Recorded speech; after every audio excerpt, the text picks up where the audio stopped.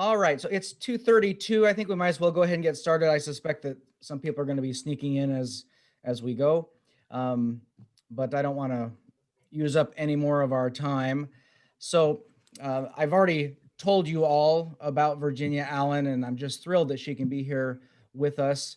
She's certainly a pioneer in the conducting arena and well-respected conductor, as well as being involved with composition and arranging, and has been very influential teacher as well. And so I just excited for you to be able to hear from her. I met her back several years ago, and in fact we went out to lunch and talked. Those of you that remember when we did the West Point Symphony, was anyone with me when we did that? A few of you I think probably were. And she knows a lot about that piece, so we chatted about that, and I certainly appreciated that.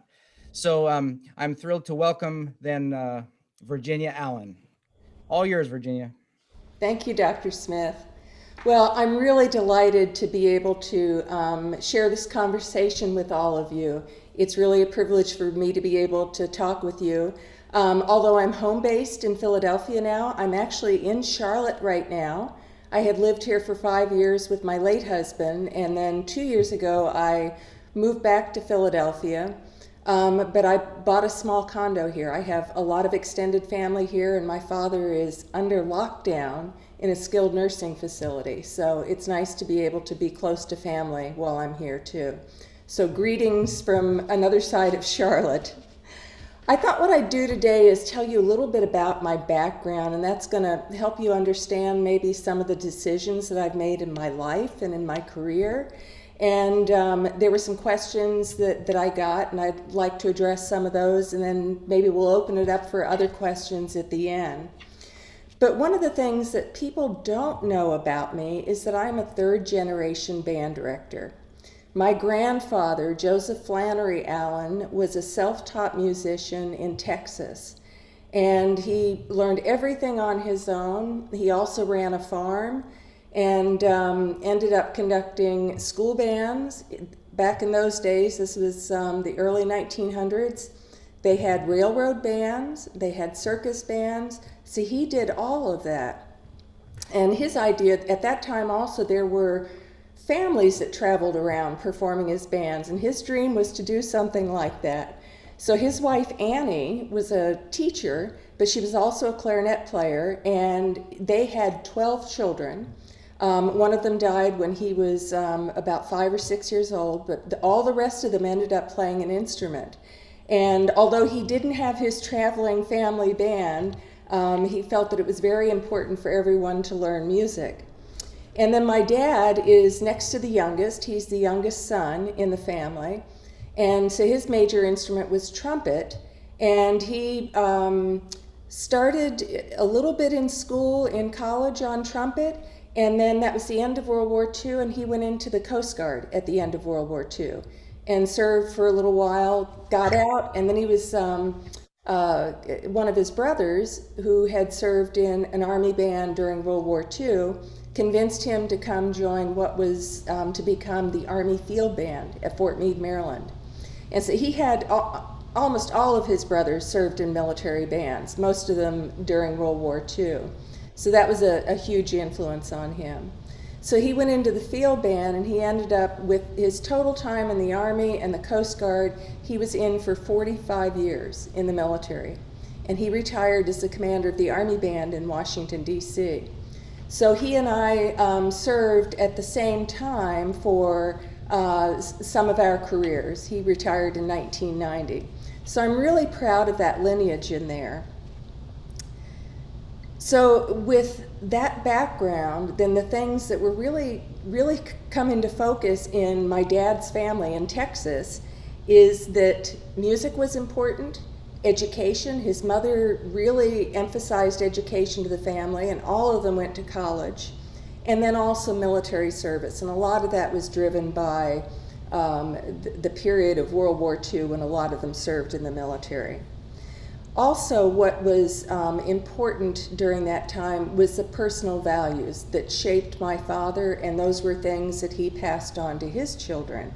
And there were three things: a respect for others, a responsibility for your own actions, and the third thing was an obligation that everyone should work and earn their own way.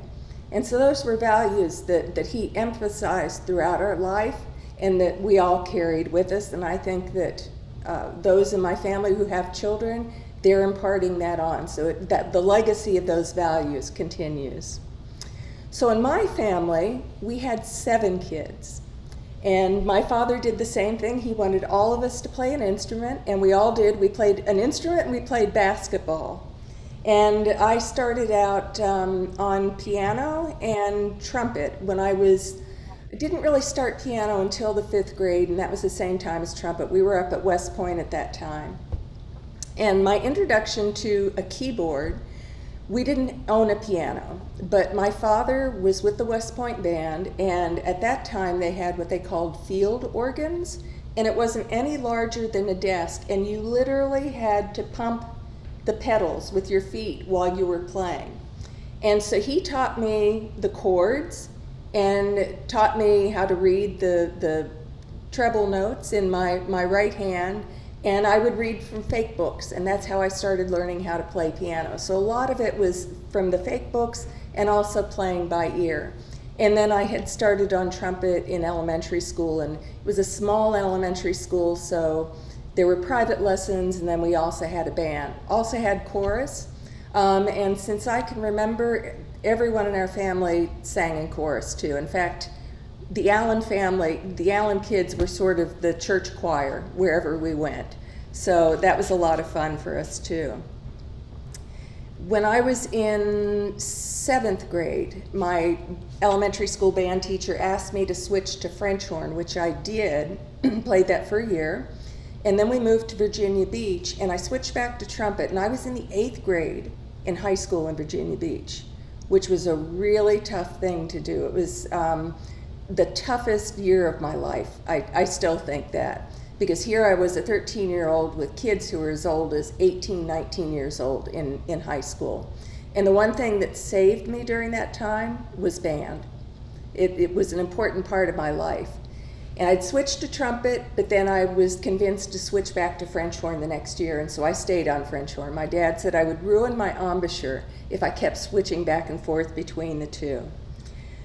But growing up, because my dad was a military musician and he played for a long time, but when I really became more aware of what he was doing was in probably, I guess I was going into kindergarten, 1st grade.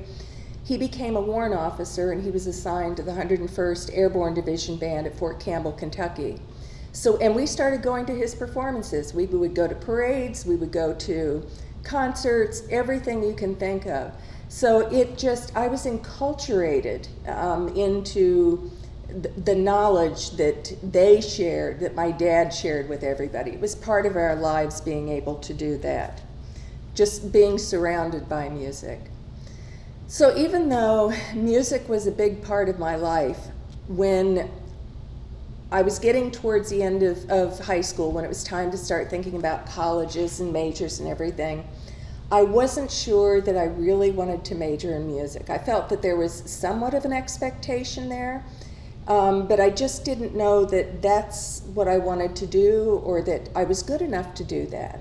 And it's okay, to say sometimes that we don't know that we're good enough. A lot of people feel that way. And so I started out majoring in chemistry and thinking that I was going into the sciences. And it was interesting because I was at East Carolina University for my first year and still played in marching band and the concert band, and so I was still doing music, and I was still torn between the two things. But in my first quarter at East Carolina, I had an anthropology professor, and he was talking with us, and he said, "You all think you know exactly what you're going to do. You think that you're going to be in the school for the rest of your 4 years. You think you're going to have the same major." And he said, "I'm here to tell you that a lot of you are going to change your minds." And I thought, not me. I knew what I wanted to do. Felt a little drawn towards music still, but I knew what I wanted to do. I loved East Carolina. I knew that was the school that I was going to graduate from. Well, I couldn't stay there. at East Carolina because the tuition became, for out-of-state students, became so high that it was just impossible, especially in the large family that I came from, to be able to afford that. So I ended up going back to school in Northern Virginia where my family was living, and ended up auditioning for the music program at George Mason University and auditioned on piano. And then was still playing horn, started playing more horn again, and then the next year I ended up getting a scholarship at Catholic University in Washington, D.C. So the joke around our house for a while was which school was I going to next and what was my major going to be next. So I finished up at Catholic University, got my bachelor's in music education, and as I was finishing up my degree, of course I had that semester where I was student teaching, and I was able to do the student teaching right in the community where my family lived, south of Washington, D.C., which was great. And the first 8 weeks of my student teaching was in middle school, or at that time they called it junior high school. And it was a good experience, but it didn't feel like the right fit for me. And I'm glad that I did middle school first because that was followed by high school. And I did my student teaching at my rival high school too. But it ended up being a terrific experience, and I felt like I was part of that school, even though there was this rivalry. It was all done in fun, and there was just this real connection with the students there. And I just enjoyed everything about what a high school band director could do. This was, 1975, I think. Not many women who were high school band directors at that time, and certainly none that I knew of, and none that I knew who were full directors. I mean, there might have been some who were assistant directors. So it wasn't a career path that I thought would be open to me, and I think one of the important things is that you recognize where you think you can do well too. And I think that there are some people who excel at being elementary music teachers. Some excel at being middle school. I felt like I would do really well at high school. So I thought that it was important for me to really stick with what I felt comfortable with, but there just weren't any options. And so I ended up staying and getting my master's at Catholic, and that opened up a lot of possibilities for me. One of the things was that I had started, the year before I finished my bachelor's, I had gone out to San Diego to visit one of my sisters, spent the summer out there, and wanted to continue horn lessons over the summer, and asked for some advice, and the man who was principal with the San Diego Symphony was gone for the summer. But he recommended a man named Wendell Haas. And so I contacted Mr. Haas, and he said yes, he'd be happy to take me as a student.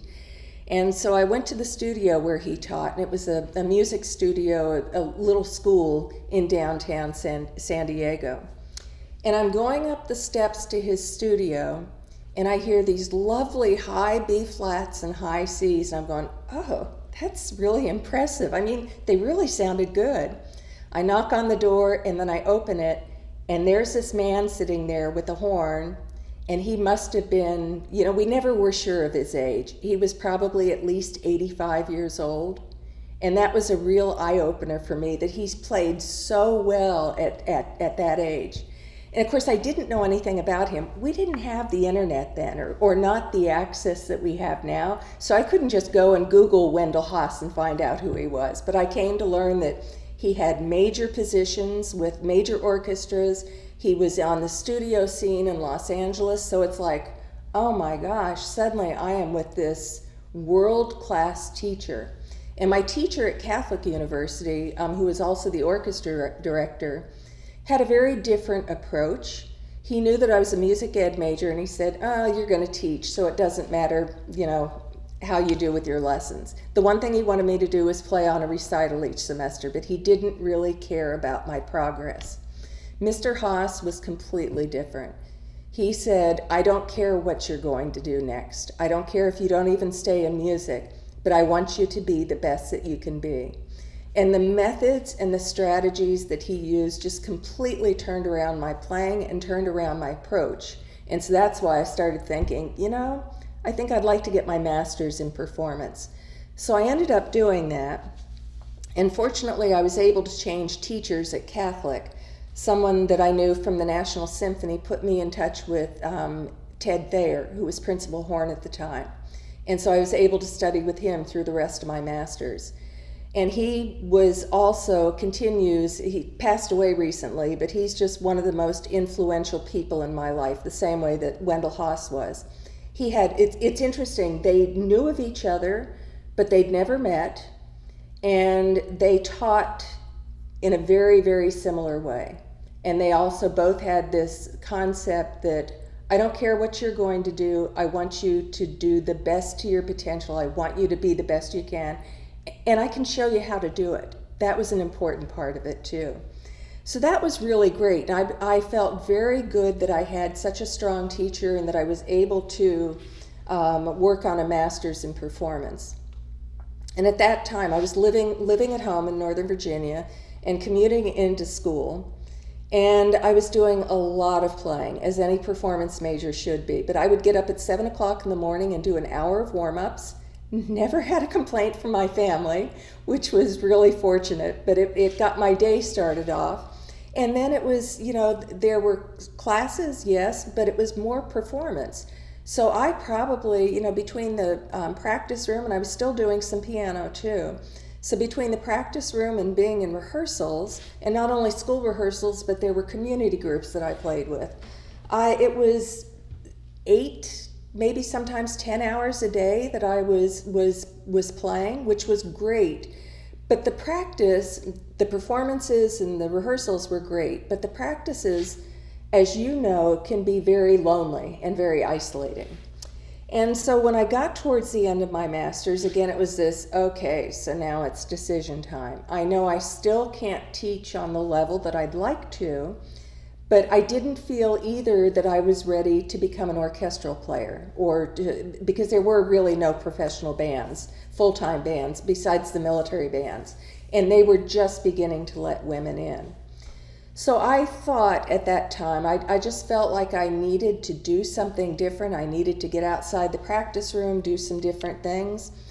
And I had a friend where I was doing a part-time job, and she and I were talking one day, and we started thinking, maybe it would be fun to go around and visit some military recruiters. And of course, I knew a little bit about the Army, but I didn't know much about the other services. So we visited recruiters in each one of the military services. And I ended up applying for direct commission in the Army.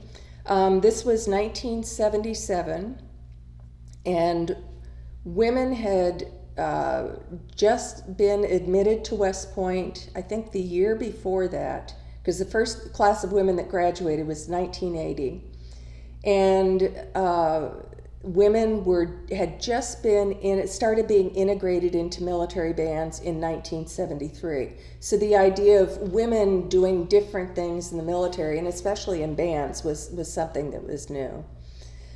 But I thought, I want to do something different. I want to have some fun. I've been working really hard for all these years that I've been in school. I want to have fun. So my plan was that I would go into the Army. I would be an administrative officer doing an assignment over in Germany where I could travel around, and I would play horn on the side. Well, when people started finding out that I wanted to go into the Army, because my father was already at the Army band then, they started dropping the seed of, well, maybe you'd like to be an Army band officer. And I think because that suggestion was emphasized so much, it was sort of like, no, I backed away from it. I wanted to make sure that it was going to be my own decision. So I was in the last class of women to receive a direct commission. When I started my training, I was already a second lieutenant. By that time, women were going through West Point. OCS and ROTC had also opened up to women much more. So they decided that they would discontinue the direct commission training for women. So I felt very proud to be part of that class. And I have to say that one of the things that really made an impression on me was the support that I got from that group of women.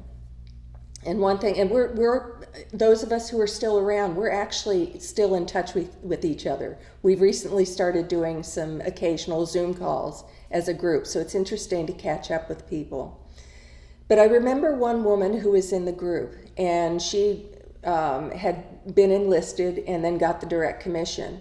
But her dream was to be a helicopter pilot. And every time she talked about it, there was just so much passion, and all the other women were like, yeah, go, be a helicopter pilot. And that meant something to them, for a woman to be able to do that. Well, when women found out, when my classmates found out that I was a musician, and there was a possibility that I could be a band director, an Army band director, they treated that the same way as if I wanted to be a helicopter pilot. And so that perception that they had, they elevated that perception for me to a very important place. And so by the end of my training, I decided, yes, I want to audition to be a band officer. And so I was detailed to the band that was there where I did my training at Fort McClellan, Alabama. And then I went and did the audition and was accepted into the program. So it opened up a lot of things for me to be able to do that. I want to mention one thing too, going back to college and thinking about the mentors that I've had. I talked about Mr. Haas and I talked about Mr. Thayer. But another important influence on me, and I know that Dr. Smith will recognize this name, was Robert Garofalo. He was my advisor, my undergraduate advisor at Catholic University. He was the one who was responsible for me getting a horn scholarship and playing in the wind ensemble.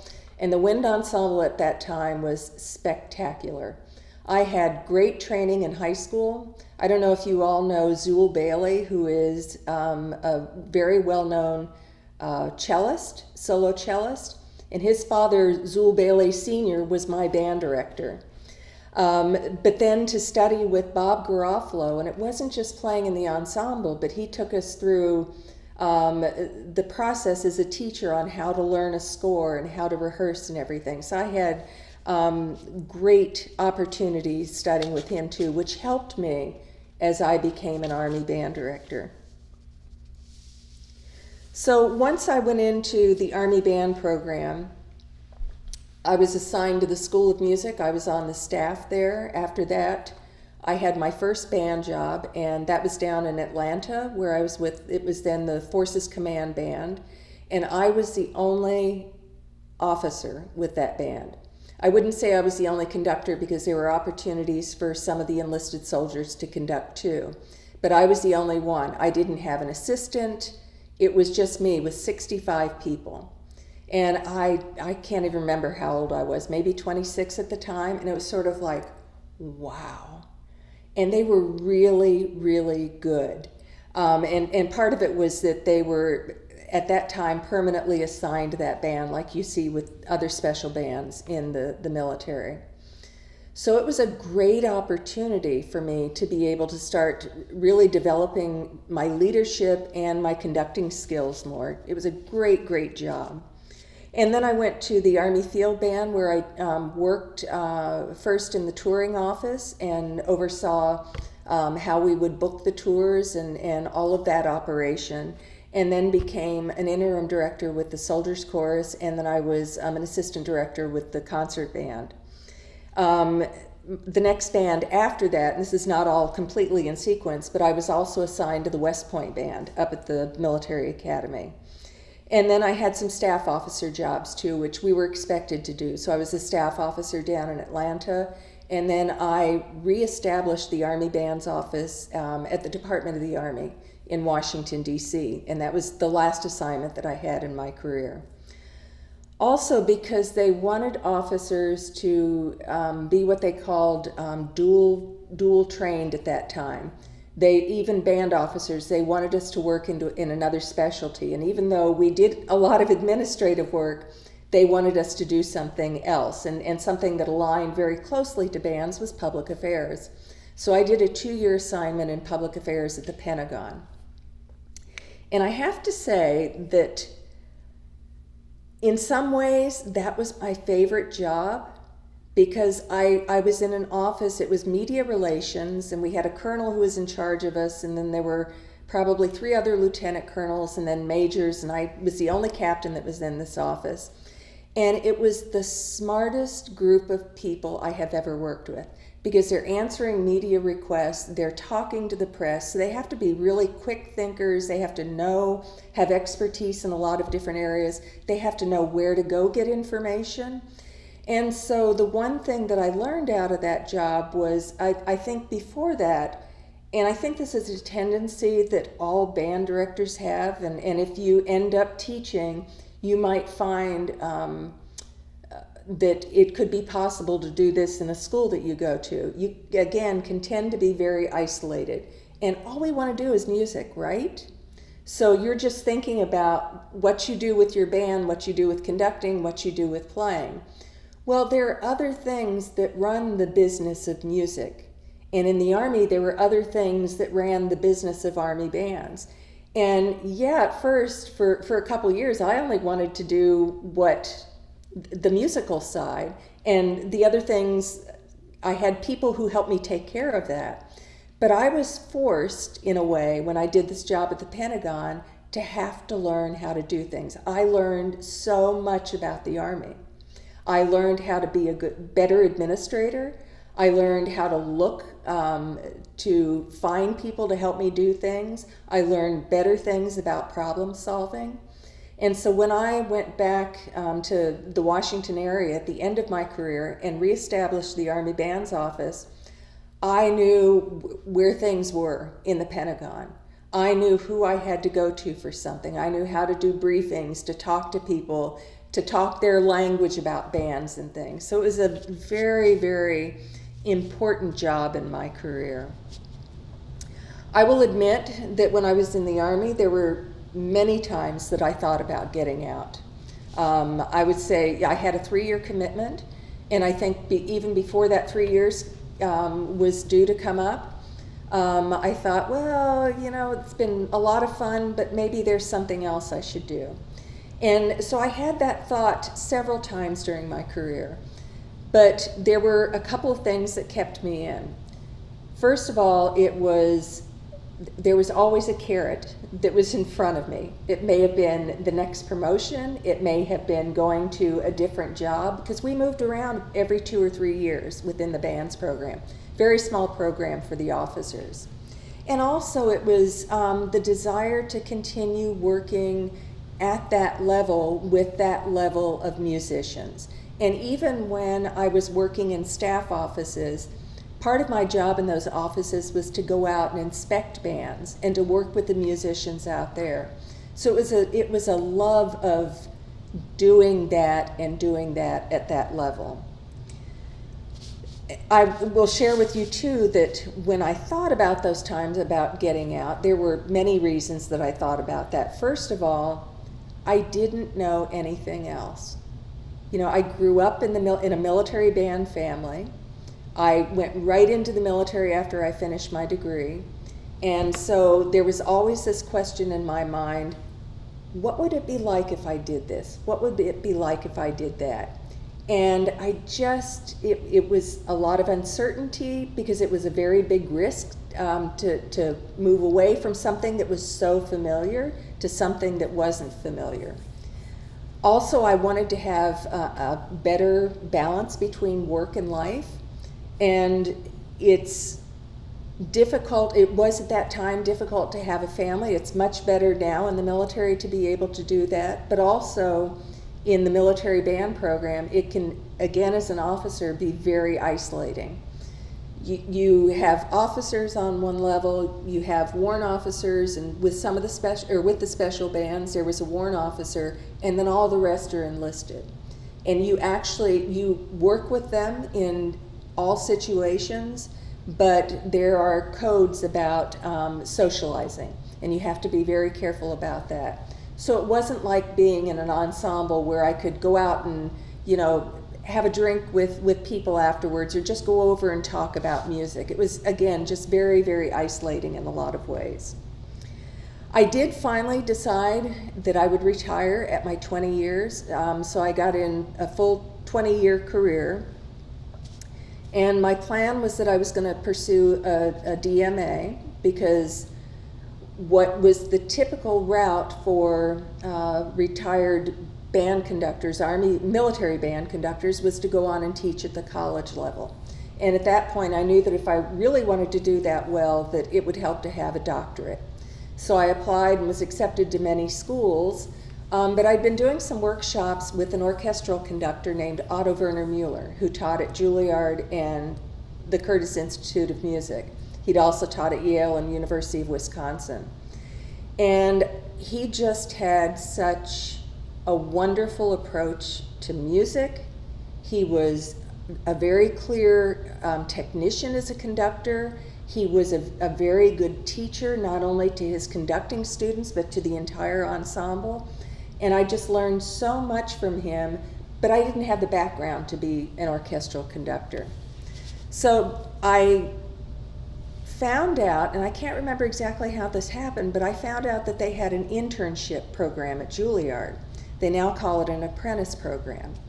And they had a position in the orchestra office for a performance activities intern. So I looked into that, because a lot of what I would be doing would be helping to manage the orchestras. And one of my primary responsibilities would be managing the lab orchestra, which was the teaching orchestra that Mr. Mueller used with his conducting students. And so I even talked to him about this, and he first was like, well, I don't know, but he said, I think this could be really good for you. So in some ways it was a difficult decision. It was a real risk for me. I would say that was one of the biggest risks in my life. Going into the Army was one of the other ones, but deciding to go to Juilliard, and I delayed the schools. My plan was I would go do the internship at Juilliard, stay in New York for 9 months or a year, and then go on and get my doctorate after that. Well, I ended up liking New York so much, and just felt I was starting to get so many connections there, and I felt like I was doing independent study. I had a lot of freedom to, say, pop in on classes at Juilliard, or by people I knew at Juilliard. I could go to different rehearsals or just different things around the city. So I decided that I wouldn't go on and get the doctorate, that I would just stay there in New York. And I started doing a freelancing career. I started doing different projects. I started, some of them were projects at Juilliard. They might have been administrative or production projects, and at that time I had the luxury of not wanting to do something full-time, so I was able to take on a lot of different things. That was when I started transcribing and arranging. I've done just a little bit with composition, but I started transcribing and arranging then, and found out that I had a knack for it and that I really, really enjoyed it. So that opened up some other doors for me too. The freelancing also included doing things as a guest conductor for different ensembles, honor ensembles throughout the United States and overseas. It opened up doors for me to go to the Far East and to Europe, for example. And then I also started teaching privately. I was still playing piano, and so I started teaching piano lessons, and I started teaching conducting lessons. And all of this just opened up so many more doors for me, and eventually I started teaching more and more things at Juilliard. And I also taught at Curtis and some other schools, Teachers College in New York, and then also University of the Arts in Philadelphia. So it was just this whole, just sort of like weaving a lot of different things in a very comfortable way for me. And then I also did a couple of full-time jobs at Juilliard as an associate dean and then also as an assistant dean. And during that time when I was, this was just before I had started working as associate dean at Juilliard, I decided to go back and get my doctorate. And the time was really right for me then, the program was right, it was in music education, and I wanted to learn more about teaching strategies, and I wanted to learn more about how adults learn. because I knew that I was now at the right level that I wanted to stay at for the rest of my life. I enjoyed working with honors ensembles. I love working with high school, but I find a real niche in working with young adults on the college level. So it just, through taking this risk of leaving the Army, something that was all I had known my entire life, and going beyond that and doing something that no one that I knew who had done a military career the way I had done, doing something completely different, just opened up so many doors for me. I was able to find my work-life balance. I had more freedom professionally and personally. I just found like I was in the right place to be. I will add too that the conductor that I had known, who taught at Juilliard and Curtis, and I'd done workshops with him. We were friends for 8 years, and his late wife had had a stroke about 14 years before she passed away, and so he was her only caregiver, and I would help with some things with that. And when she passed away, I will say that we became even better friends, and we were married a year or so after she passed away. So that was probably the third biggest risk that I took in my life. But it was great. It just, again, to be living with someone who thought on the same level that I did, to be able to talk about music, to be able to talk about rehearsals and everything, to watch him teach, just opened up other possibilities. And one of the things that I'm doing now, and never expected that I would do this, is that I'm researching his life and work. And I'm the curator of his music collection. He left behind about almost 1,000 scores, and most of them are marked with his markings. He also left behind all of his parts. There are about 500 sets of parts. And again, he would mark all of his parts for his players too. So just another risk, but something that I know was the right decision and has had a wonderful impact on me. So there were a couple questions that Dr. Smith passed on to me, and maybe I've answered some of those through what I've said now, but I thought maybe I'd just cover some of these before we go into a general question and answer, because I think it will help you understand a little bit more about my background. But this question was, how has your career time spent in the Army bands and military bands shaped the conductor and educator you have become today? Well, there are several things, but the first thing that I want to talk about is leadership. Because leadership is important for officers, but it's important throughout the Army, because there are also enlisted leaders in there. And there was a code of leadership that I learned, and I think that they still do this, but it's based on 3 simple words: be, know, and do. And the know is K-N-O-W. So the be is the idea that be yourself, be your authentic self, be the values that you talk about, represent the values that you are. The know is the knowledge, and it's knowledge not only about music for conductor, it's a knowledge about so many things beyond the score, but also as a conductor, there's so many administrative things that we have to know too. It goes back to that time in the Pentagon. That's when I realized how much I didn't know and how much more I needed to know. So it's having that knowledge, and then it's the do. You do with commitment. You do what you say you're going to do. The other thing that I learned from the Army, and especially for the Army officers, we had offices actually in the last building that I worked in the personnel command, and they did assignments for officers, and they would kind of help you determine where you were going to go next, or sometimes they would just say you are going here or there next. Well, again, the Army band program was so small that when one person moved, it created a domino effect. But regardless of whether you were in the Army bands program or somewhere else, the thing that I learned was that you are your own best career manager. And you're the only one that knows exactly the skills and the value that you're bringing to someone or to some organization, and you have to let them know what that is. You have to know what kind of skills or knowledge you still need and where you're going to get those. You have to know what jobs are available and or might become available, and then be able to find the ways to be a candidate for that job. But you can't depend on anyone else to be a career manager for you. You have to be your own career manager. The other thing is that you have to make the most of your current situation. And unfortunately, I will say that, and we see this throughout society, but I did see people who were in a job that it's not that they didn't like it, they detested it. And especially if it was a staff job. You know, soldiers wanted to be out in the field.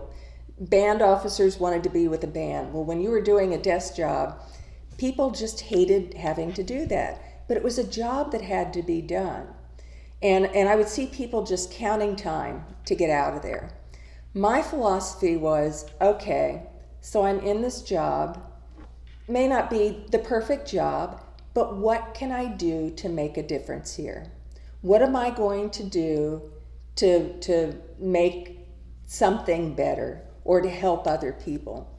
And if you have that approach, 9 times out of 10, you're going to be more recognized rather than the person who's sitting in the back and just counting time. The other thing is to be prepared.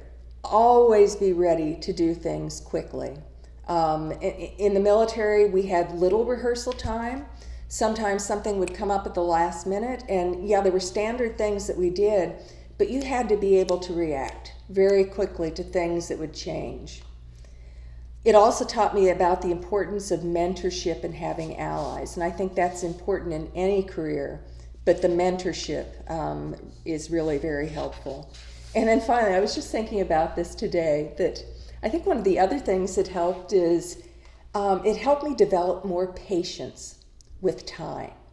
Because there is a saying in the Army, hurry up and wait.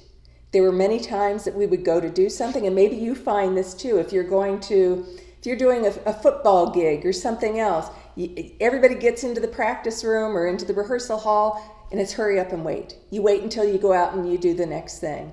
And that a lot of that happened within the Army, so I thought that was very good. So the next question was, what ways have you found to balance time and attention between conducting, composing, and still being able to play and perform on your instrument? So part of the answer to that is that I don't really play anymore. I haven't played horn in a long time. And in the military, when we were doing so much administrative stuff, something had to give. I was focused on conducting and on learning scores and learning the music, and there were administrative duties that I had to do, meetings I had to attend, so it just was not possible to keep up with everything. It's been easier to keep up with piano than it has been with horn. As far as conducting and the composing or arranging, I have the luxury of being able to create my own schedule right now. So I can try to balance things out the way that I want. I can kind of say if I'm doing this project, this writing project, then I have to be careful about the number of clinics that I may do or the number of guest conducting opportunities that I may do. And I have found sometimes that I've been overbooked. When you start putting things together, it doesn't look too bad on the calendar.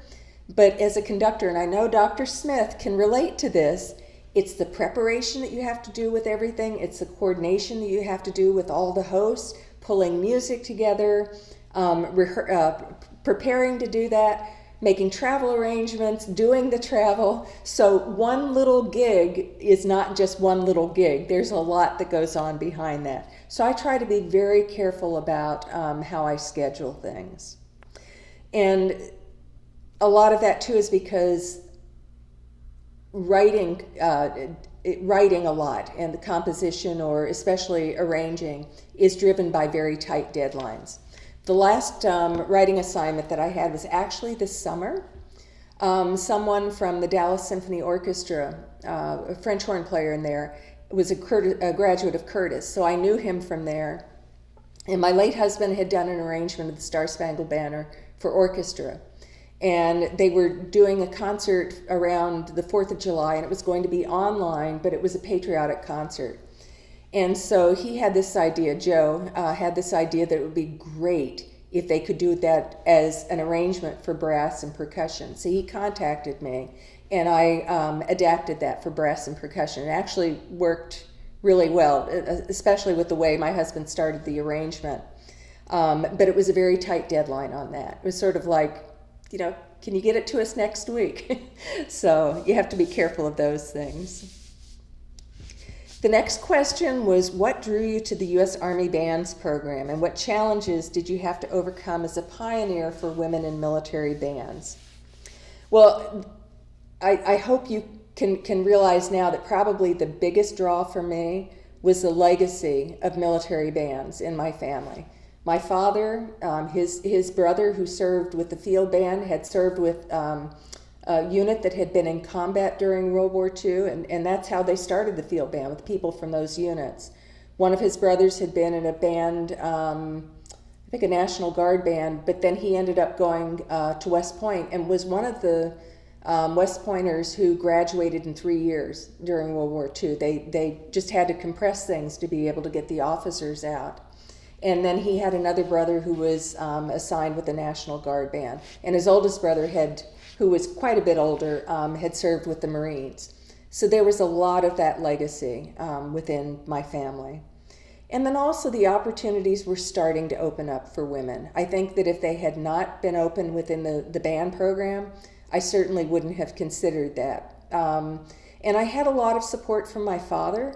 I will say that when I first started applying, even after I put my full application in for the Army, I did not tell him, because this was still at a period they were integrating women into the Army band, and that's where it had started with probably in the Army program.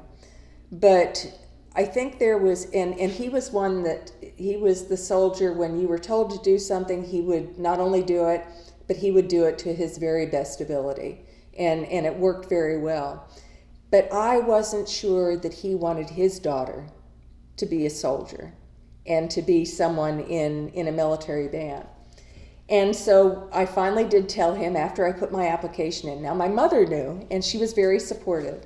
And I finally told my dad, and his reaction was just sort of, mm-hmm. And then a couple weeks later, he said, "Have you heard?" I said, "No." And a couple more weeks went by, and he goes, "So have you heard anything from the Army?" "No."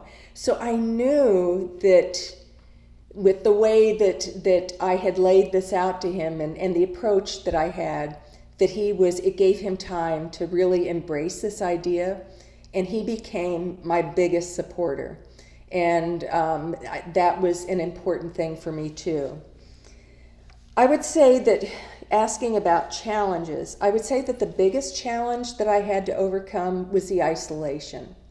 And I think Dr. Smith could probably relate to this in some way too. As conductors, you've got an assistant, but again, you're just the only one who's doing what you do. Maybe you've got one other person there. There may be somebody in a university who does orchestra and chorus, so you've got some colleagues. But it can be very, very isolating in some ways, which is why we like to go to conferences and why we like to communicate with other people who do what we do. But especially as a woman, that was very tough, to face that kind of isolation. I was also challenged having to defend bands to other people, especially to non-musicians. And you see this in other places too. Again, I'm sure that Dr. Smith finds that he has to defend different things within your music program to people outside the music program, the arts program. I had to defend things to other soldiers within the Army who sometimes thought they knew everything about bands but didn't, and sometimes just plain did not care. We used to have a saying in the Army that there were 3 kinds of generals: those that had bands, those that wanted a band, or those that didn't have a band, and those who wanted a band. Because it was the generals who really, really supported the bands, and maybe they didn't know everything about it, but they understood how important music was to the morale of their soldiers and for community engagement and everything else. So that was really important. With some of the other people who were a little bit below that were a little challenging to deal with sometimes.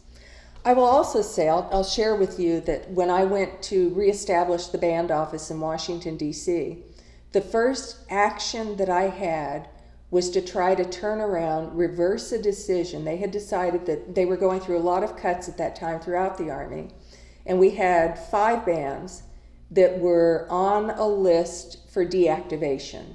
That was 200 spaces, 200 musicians, and it took, I got into that job in December, and it took until, I think, July, but we saved those spaces.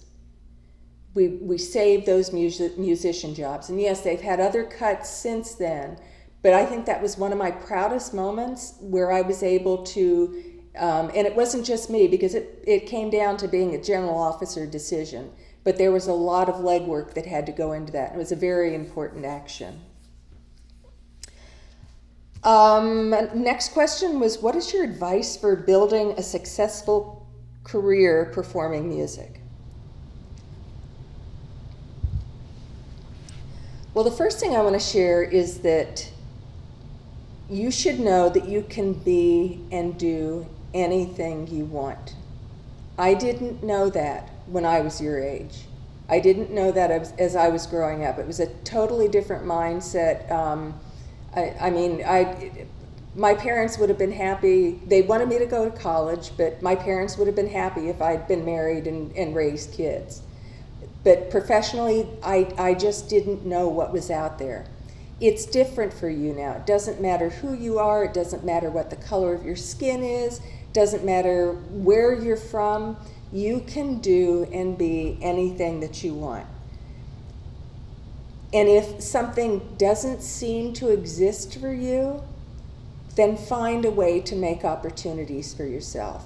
And I will say that that's the one really big thing that I learned when I was in New York and when I first worked at Juilliard and in the time afterwards when I developed this freelance career. I learned to make opportunities for myself. Things are really changing now.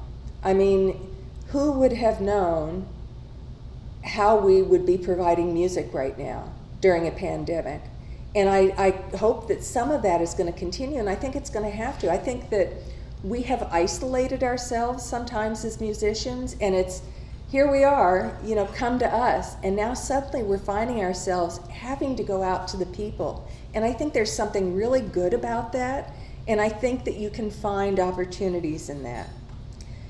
My second piece of advice is be prepared. Always be prepared for anything that comes along, and be open to learning new things. Don't be afraid to take risks either.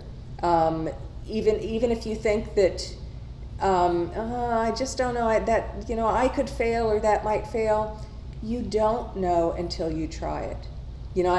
I stuck my toe in the water a couple times, and boy, I am so glad that I did, because it really opened up so many doors and opened up so many things personally for me as a person that I wouldn't want to have it any other way.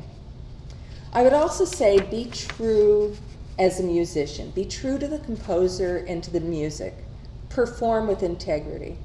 And perform as a musician, as you're playing or as you're conducting with integrity, but also as a person. And that means things like being on time for things. If you say you're going to do something, then live through to that commitment.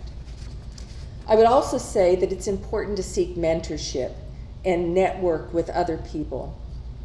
And I want to mention right now that one of the things that I've done during the pandemic, I have 3 very close friends, Jenny Neff, Lori Schwartz-Reichel, and Laura Johnson. And back in May, we were celebrating Laura completing her master's, and we just thought, we were so energized by the 4 of us together that we started getting other small groups together, and we have started a community called Women Banding Together. And so it is mentorship for women, but it is also inclusive of men, because men have to mentor women too, but sometimes they don't know how to or what they need to be doing. So it's pretty inclusive. But I would welcome any of you. We have a Facebook page, so you can like us, follow us on Facebook. It's Women Banding Together. We have a panel discussion on Monday, November 23rd at 7 p.m. And the topic for that is mentorship during a pandemic. So if you like us, or contact me through Facebook or through my website, I'll make sure that you can, and if you like us, you can see on Facebook, get the information on how to register, or I can put you on our email list too. We'll make sure that you get announcements for all our panel discussions. We've done things about transitioning, we've talked about resilience. We had a couple sessions on Black Lives Matters, first with educators, and then the second one was with parents and students. And so we have a variety of things that we're doing in there, but I would encourage you, women banding together. And then my final piece of advice would be kind to other people. That's gonna reap you so many benefits. If you don't think you're getting it back, it doesn't matter. Just be as kind as you can to others. So how are we doing on time, Dr. Smith? That's not all the questions, but I can go on, or we can open it up. Yeah, we've got about 15 minutes left. Ooh. And so if you want to do one of those questions, I do have some students that have other questions that we can certainly throw into the mix as well. Okay, I'm going to go on to one other thing because I think this really relates to today. And I have a cat who's trying to get up on my lap.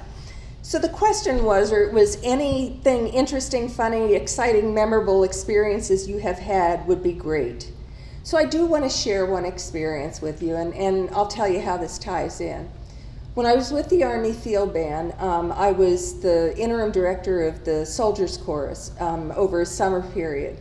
And that was the summer, this would have been I'm not going to get the years right, but it was the 40th anniversary of D-Day. So that would have been 1984. And we were tasked to go over, we did a 16-day tour in Europe. And when we got to France, the band went on to Normandy, but they didn't really have the resources. It just was not the kind of acoustics and everything for the chorus to be able to perform. So they decided to send the chorus to Paris, lucky us. And we, on that day, on the 40th anniversary of D-Day, we did a performance at the American Cemetery there, and it was in a small city called Suresnes. And it was just amazing. I mean, the whole tour was just amazing. But we did the performance, and then with a French band, and then we did, I think, 4 or 5 more performances that day, all around Suresnes. It was just unbelievable. But the thing that was really most memorable to me about that day was after we did the first performance at the cemetery, we performed it right in front of this signal bunker. And they took us in, our host took us inside this bunker because it was the place where they imprisoned resistance fighters before they took them to be executed.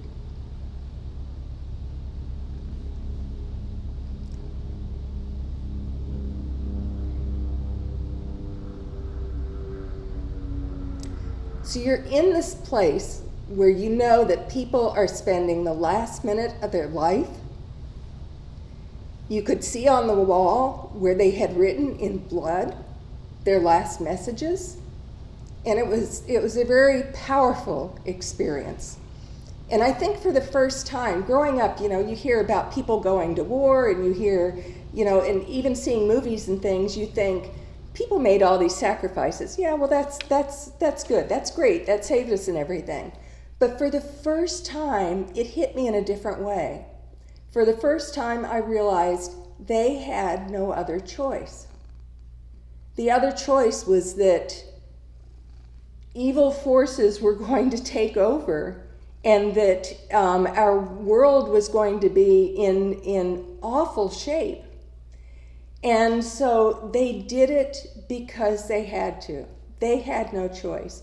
And these were people of all ages. So if you think of people who are your age, where you think, you've got so many choices in front of you, but you had to defend your country. You had to defend freedom and democracy. that was what they did, but they had no other choice. And it was just a very unusual kind of sacrifice. And I mention that because I really relate it to the pandemic now. I think that one of the things that is very difficult for people is this lack of control that we have. There are certain things that we still try to find that we can control, but in essence, we've lost a lot of control over things. And I think very deeply about you. I think about my students at Juilliard, how different it must be for you. What's going to happen? What's going to happen tomorrow? Let alone what's going to happen, at graduation time. What's the future going to look like? But we're in a period right now where it's sort of the same thing like in World War II. You have to make that choice to do things to stay safe and to keep other people safe. And you have no other choice but to do classes and lessons and rehearsals and things over Zoom. But it will get better. People have come out of wars, they've come out of pandemics before. There is life after that.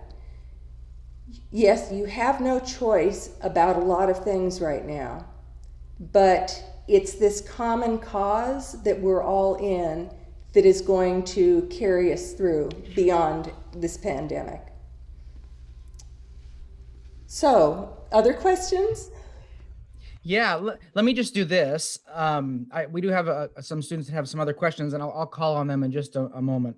But I just wanted to talk to the students for a moment. I took some notes of some things that really stuck out to me that I think are really helpful to these students. And so I just wanted to highlight them just a little bit. So first of all, the thing that I was struck with, everyone, is I want you just to take note of the beginning of Dr. Allen's career and how she was very much, I think, very similar to all of you. That like she was not born a prodigy musician. She had a normal beginning, a normal life, and I think that it relates very well to where many of you are. However, she was able to create an extraordinary career through her life by doing a number of things. And so I hope that you really took note of the kind of the path that she took, and not that we should replicate it. I think the idea being, she mentioned about just being open to opportunities and being flexible and being willing to look maybe outside of a direction that you thought you might go, but that we can all kind of craft our own path toward a very fulfilling career. I thought that was really great. I wanted you to make note of the difference that a caring teacher can make, because there's many of you that are in music education, and you can make a huge difference in the life of a student. And so I wanted to make note of that. I really love that. The idea of support and encouragement from peers. She talked about that peer group of women that encouraged each other and were excited for each other. And so I just was really struck with that, because you have a built-in peer group here. All right. There's about 50 of us all together sitting next to each other, encouraging each other. And that's a really, really powerful tool that you can have throughout your career, just having supportive and strong energy from that peer group. And so continue to just make those connections with each other and support each other. And it makes a huge difference. And then just the idea of taking risks. She talked about taking risks and being willing to take a risk, and realizing that just because something doesn't work out doesn't mean that your life is over, that you just kind of need to pivot and try to find the next risk that you're going to take, right? But don't be afraid to take risks. I just want to throw one Please. thing in there. Please. For a long time, I heard people talking about reinventing themselves. And so now people talk about this pivoting. One thing I like to think of with a pivot, it seems to be kind of a rapid action. I like to think of rerouting. If you look at your GPS, you sort of see it taking a gentle turn here and there. So I like the thought of rerouting. Reroute. I love that. That's terrific. And I love the GPS analogy. That's exactly right. And then the last thing I wanted to mention, students, just to highlight is, and I've certainly seen this through my work with students and in my own life, that a career is very rarely a straight line. That whatever you have in your mind, like this is what I'm going to do with my life, is probably not exactly how that's going to work out for you. So be okay with that, and just find, as I said earlier, just find your path, and don't expect that if your straight line gets a little bit curvy, that you've done something wrong, or that there's something terribly, askew in your life. Okay, be flexible and be willing. All right. So yeah, thank you for those points. I thought that was just absolutely fabulous. I wanted to have Ashley Jones. Can you just ask your first question that you submitted? I thought that that was really a good one. Hi. Hi. My question was, how do you deal like with anxiety or like nervousness before you like perform, like techniques that you use? To deal with nervousness, Hmm.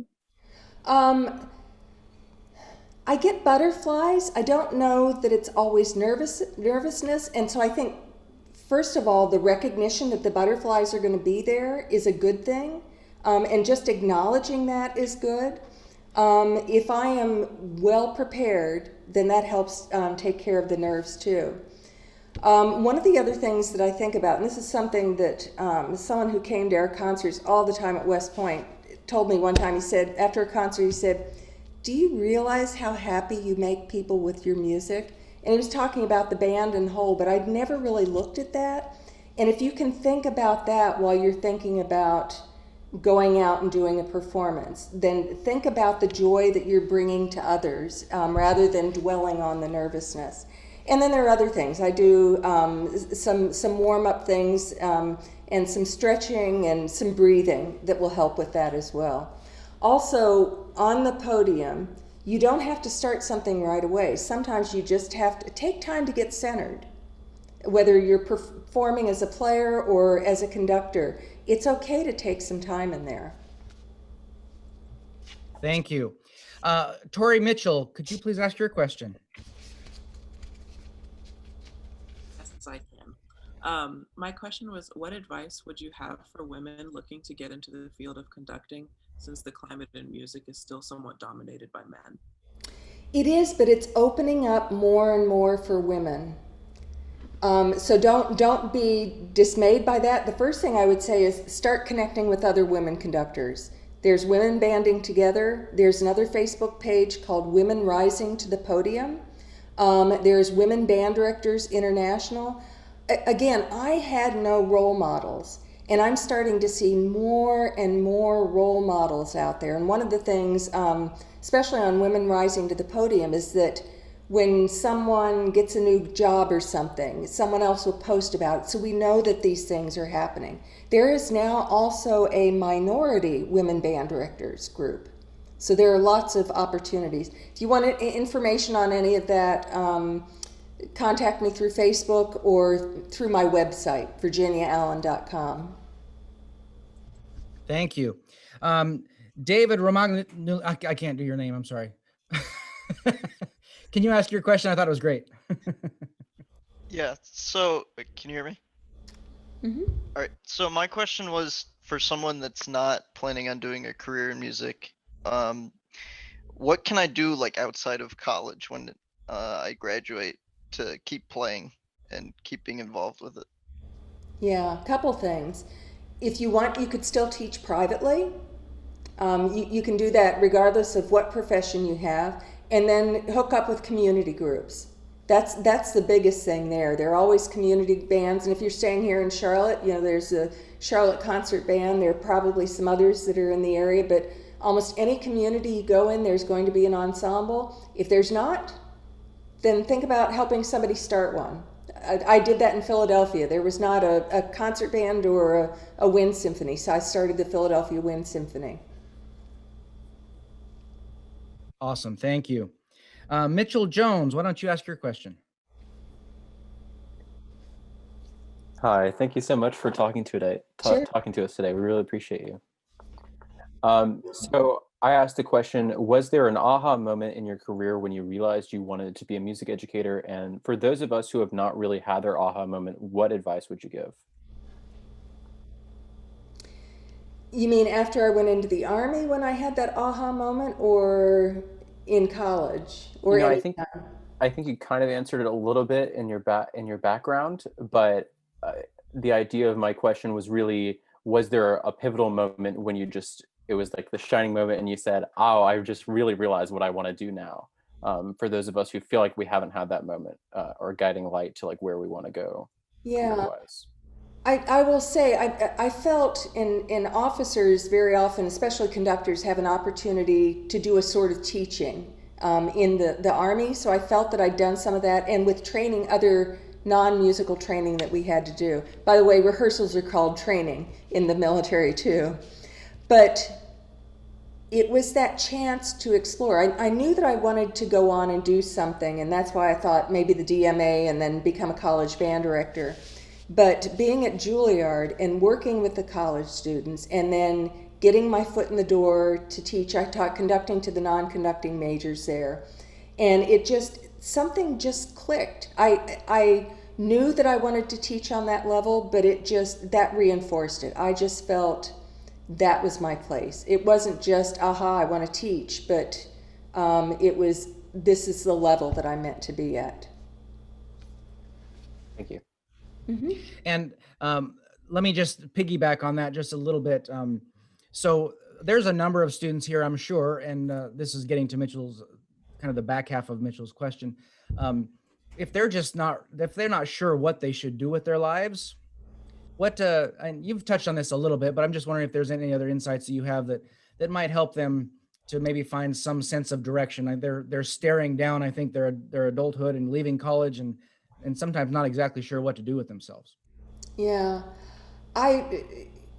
the decision was a little bit easier for me after college because of the thought that finally I would go into the Army, and it was either teach or go into the Army. But when I was getting ready to retire from the Army, I actually connected with a vocational counselor, and one of the things that we did was I took a look at my values. And I found that my values had changed some, but going through that process and defining for myself what my mission statement was, what I wanted to be able to do, and then also taking some other tests which revealed also that I would be a good teacher. But just looking again for different opportunities. There's nothing wrong. Nobody says that you have to know right now what you're supposed to do. If you graduate and you have to do something else just to make money, good for you. That's very practical, that's very realistic, and you are probably going to pick up some skills that you'll use if you become a teacher or do anything else in music. So don't feel panicked. And it's, we don't know what things, for those of you who are graduating in 2021, we don't know what things are going to look like there and what kind of jobs might be available. So I would say, take your time thinking about it. I'm a list person. I like to look at the pros and cons of things. Do a lot of research. Talk to a lot of different people to see what kind of possibilities there are of things to do. Wonderful. Thank you for that. Well, we are out of time. And Dr. Allen, we thank you so much for sharing your expertise. And I'm just happy that everyone got to meet you. Everyone, can we please thank Dr. Allen? Thank you all. It was great to be with you today. Thank you. Awesome. And Virginia, do you have a few minutes just to stay on with me right after?